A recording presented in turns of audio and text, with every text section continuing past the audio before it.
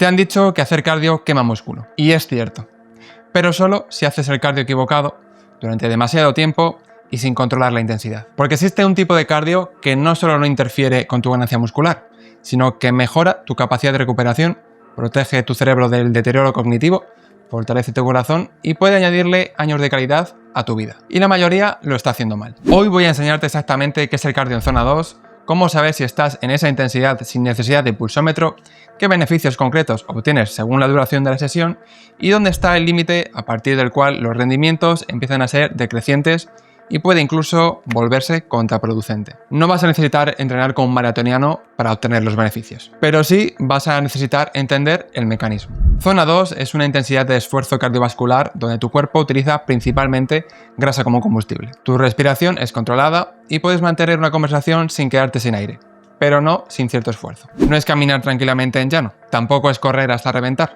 Es el punto medio donde tu corazón late entre el 60 y 70% de su frecuencia máxima aproximada. Ahora bien, si no tienes un pulsómetro o no quieres andar calculando porcentajes, hay una forma mucho más sencilla de reconocerlo: la prueba de la conversación. Si puedes mantener una conversación fluida, sin pausas largas, estás en zona 2. Si puedes cantar cómodamente, estás por debajo. Si apenas puedes hilar dos frases sin quedarte sin aire, te has pasado. Y en este punto también puedes reconocerlo si puedes respirar solo por la nariz sin sentir que necesitarías empezar a respirar por la boca. Esa intensidad moderada es la que activa una serie de adaptaciones fisiológicas que no ocurren ni con cardio de alta intensidad ni con entrenamiento de fuerza. Y aquí es donde la mayoría se equivoca. Piensan que si el cardio es suave, no están haciendo nada relevante. Falso. Lo que ocurre en zona 2 no tiene que ver con cuántas calorías quemas durante la sesión, sino con qué señales metabólicas estás activando en tu cuerpo. Y esas señales son las que determinan si tu cuerpo se adapta, mejora y envejece mejor. Empezamos por el VO2 max y la capacidad aeróbica. El VO2 max es la cantidad máxima de oxígeno que tu cuerpo puede utilizar durante el ejercicio intenso. Es el indicador más fiable de tu capacidad cardiovascular. Y aunque para mejorar el VO2 max de forma agresiva necesitas entrenamiento de alta intensidad, el cardio en zona 2 eleva tu capacidad aeróbica base, que es el suelo desde el que construyes ese techo. Piensa en ello como los cimientos de un edificio. Cuanto más sólida es la base aeróbica, más alto puedes construir tu rendimiento máximo. Aquí es donde el cardio de zona 2 se vuelve especialmente interesante. Las mitocondrias son las centrales energéticas de tus células. Son las que convierten el oxígeno y los nutrientes en ATP, que es la moneda energética que tu cuerpo utiliza para todo. El cardio en zona 2 estimula la biogénesis mitocondrial, que es el proceso por el cual tu cuerpo crea nuevas mitocondrias y mejora la eficiencia de las que ya tienes. Y esto no ocurre por magia.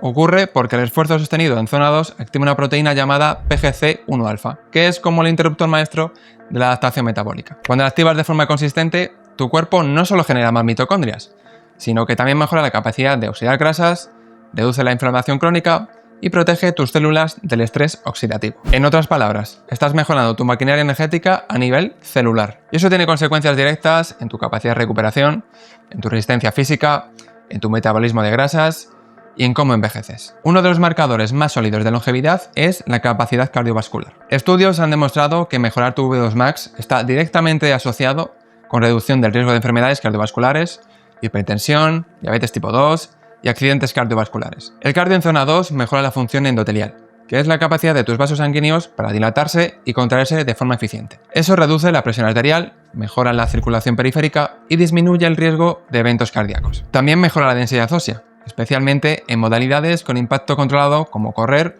o caminar en pendiente. Y aunque el cardio en zona 2 no es el estímulo principal para ganar masa muscular, sí mejora la vascularización del músculo, lo que facilita la entrega de nutrientes y la recuperación entre entrenamientos de fuerza. Ahora bien, en zona 2 tu cuerpo utiliza principalmente grasa como combustible. Esto no significa que queme más calorías totales con cardio de alta intensidad, de hecho quemas menos. Pero sí significa que estás entrenando a tu cuerpo a ser más eficiente utilizando grasa como fuente de energía. Y eso tiene dos consecuencias prácticas.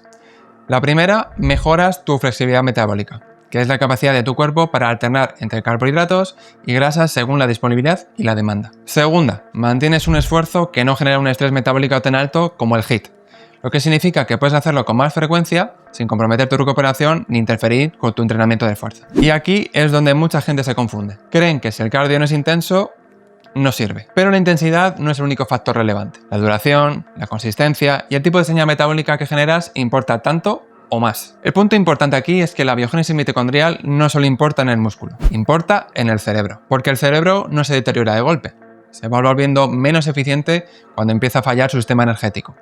su perfusión sanguínea y su capacidad de adaptación. Y ahí es donde el cardio en zona 2 tiene una de sus mejores cartas. Cuando mejoras la función mitocondrial, no estás solo haciendo que tus músculos produzcan más energía, estás mejorando el entorno metabólico de todo el organismo. Mejor control de glucosa, menos inflamación sistémica, mejor función endotelial y, por extensión, mejor circulación cerebral. Eso es relevante porque el cerebro depende muchísimo de un suministro constante y estable de energía. Si ese sistema se vuelve torpe, aparecen antes los problemas de memoria, atención, velocidad de procesamiento y reserva cognitiva. Y aquí entra la parte interesante. El ejercicio aeróbico no solo mejora el flujo sanguíneo al cerebro, también aumenta factores de plasticidad como el BDNF, que favorece la creación y el mantenimiento de conexiones neuronales, y se asocia con mejor aprendizaje y mejor salud del hipocampo. En otras palabras, no estás oxigenando un poco más, estás dándole al cerebro mejores condiciones para mantenerse flexible, resistente y funcional durante más años. Y esto conecta con enfermedades neurodegenerativas. No porque el cardio en zona 2 sea una vacuna mágica, no lo es, pero sí porque muchas enfermedades del cerebro comparten terreno con el envejecimiento metabólico. Peor uso de energía,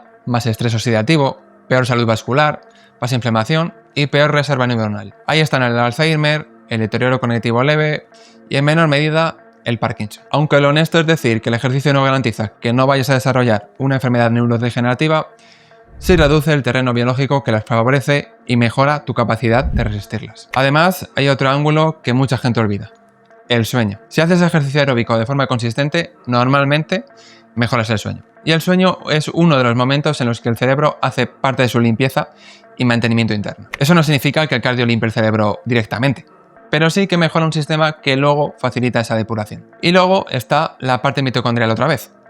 Las mitocondrias no solo producen ATP, también participan en defensa antioxidante, señalización celular y tolerancia al estrés. Cuando el sistema mitocondrial funciona mejor, las neuronas soportan mejor el paso del tiempo. Por eso algunos expertos insisten tanto en la base aeróbica. Tanto Íñigo San Millán o Peter Attia llevan años defendiendo el fitness cardiorrespiratorio como uno de los pilares de la longevidad. La evidencia científica en este punto es sólida. Un estudio de Erickson y colaboradores, publicado en 2011, mostró que un año de ejercicio aeróbico en adultos mayores aumentó el volumen del hipocampo y mejoró la memoria. No es un efecto marginal, es una mejora estructural medible. Otro metaanálisis en 2018 revisó ensayos en adultos mayores de 50 años y encontró que el ejercicio mejora la función cognitiva de forma consistente. Y cuando miras estudios sobre el riesgo de demencia, encuentras que la actividad física se asocia con menor riesgo de enfermedades neurodegenerativas. No estamos hablando de una píldora milagrosa, estamos hablando de modificar el terreno biológico donde se desarrollan estas enfermedades. La conclusión racional es esta: si quieres vivir más, pero sobre todo vivir mejor, no basta con entrenar para verte bien. Tienes que entrenar para que tu cerebro, tu corazón y tu metabolismo sigan funcionando con margen. Porque la longevidad no consiste solo en sumar años, consiste en llegar a esos años con una cabeza que siga clara. Ahora bien, no todos los beneficios aparecen al mismo tiempo. Hay un umbral mínimo para activar ciertas adaptaciones y hay un punto de rendimiento decrecientes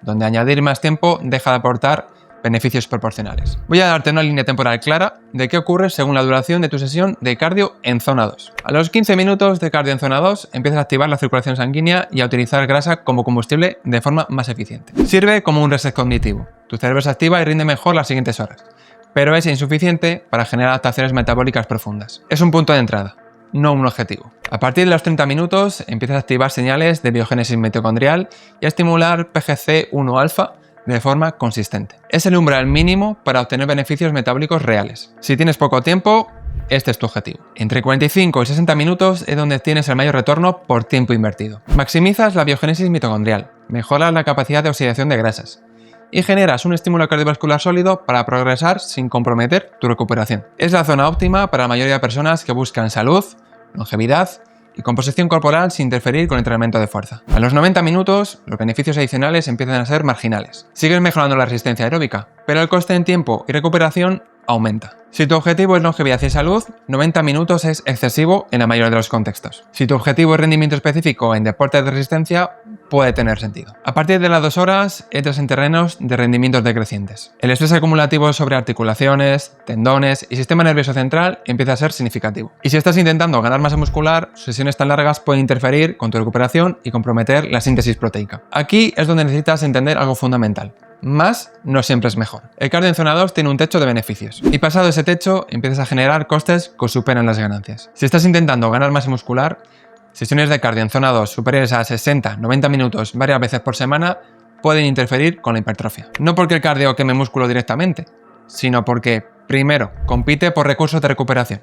Tu cuerpo tiene un presupuesto limitado de energía, atención y capacidad de reparación. Si lo gastas todo en cardio, queda menos para construir músculo. Segundo, activa rutas metabólicas parcialmente opuestas. El cardio prolongado favorece adaptaciones de resistencia, más mitocondrias, más eficiencia energética, mientras que el entrenamiento de fuerza favorece adaptaciones de fuerza y tamaño, más miofibrillas, más síntesis proteica. Ambas pueden coexistir, pero si el volumen de cardio es excesivo, una puede limitar a la otra. Esto no significa que debas evitar el cardio si quieres ganar músculo. Significa que debes dosificarlo de forma inteligente. El segundo problema del cardio excesivo es el desgaste articular. Correr, remar o usar la elíptica durante 2 horas varias veces por semana genera un volumen acumulativo de impacto sobre rodillas, caderas, tobillos y columna que puede derivar en molestias crónicas. Y esto es especialmente relevante si ya tienes historial de lesiones o si tu técnica no es óptima. El cardio en zona 2 es de bajo impacto metabólico, pero no necesariamente de bajo impacto mecánico. Y la acumulación importa. Aunque el cardio en zona 2 no dispara el cortisol tanto como el HIIT,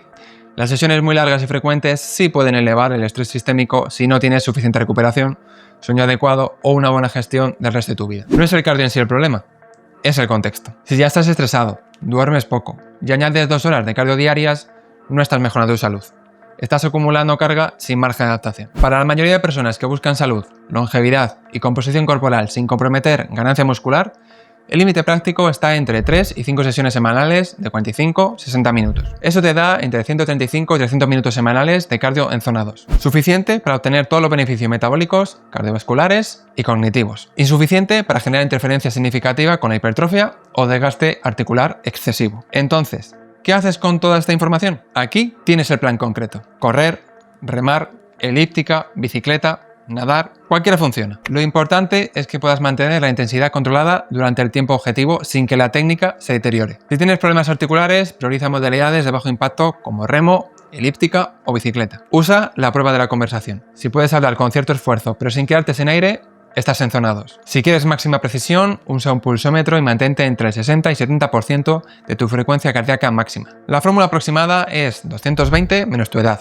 multiplicado por 0,6 o 0,7. Aunque hay que decir que esta fórmula tiene bastante margen de error, aunque para simplificar puedes usarla. Si tienes poco tiempo, 30 minutos, 3-4 veces por semana. Si buscas máximo retorno, 45 o 60 minutos, 3-5 veces por semana. Si entrenas fuerza intensamente y quieres ganar músculo, no superes los 60 minutos por sesión ni los 240-300 minutos semanales totales. No hagas cardio en zona 2 inmediatamente después de una sesión intensa de pierna. Hazlo en días separados o al menos con varias horas de diferencia. El cardio en zona 2 no es destructivo, pero si lo aplicas sin criterio sobre entrenamiento de fuerza, sí puede comprometer tu recuperación. Mídelo por cómo te sientes. Más energía durante el día, mejor recuperación entre entrenamientos, menos estrés, mejor calidad de sueño. Y si quieres datos objetivos, mide tu frecuencia cardíaca en reposo cada 2 semanas. Si baja progresivamente, tu sistema cardiovascular está mejorando. El cardio en zona 2 no es opcional si te importa la longevidad, la salud cardiovascular y el rendimiento cognitivo a largo plazo sin interferir con la ganancia muscular. Y la clave es qué señales metabólicas estás activando en tu cuerpo. Porque lo que ocurre en zona 2 es ingeniería celular. Y cuando mejoras tu maquinaria energética, no solo estás mejorando tu rendimiento físico, estás mejorando el terreno biológico donde tu cerebro, tu corazón y tus células envejecen. Ahora bien, si ya tienes claro cómo estructurar tu cardio sin que interfiera en tu ganancia muscular, pero llevas meses entrenando hombros y sigues viendo los estrechos pese al esfuerzo, probablemente no sea un problema de genética. Es un problema de selección de ejercicios o de estar priorizando movimientos que no están generando tensión real donde necesitas. En este vídeo de aquí te enseño exactamente qué hacer si tienes los hombros estrechos aunque entrenes. Haz clic ahí y nos vemos ahora.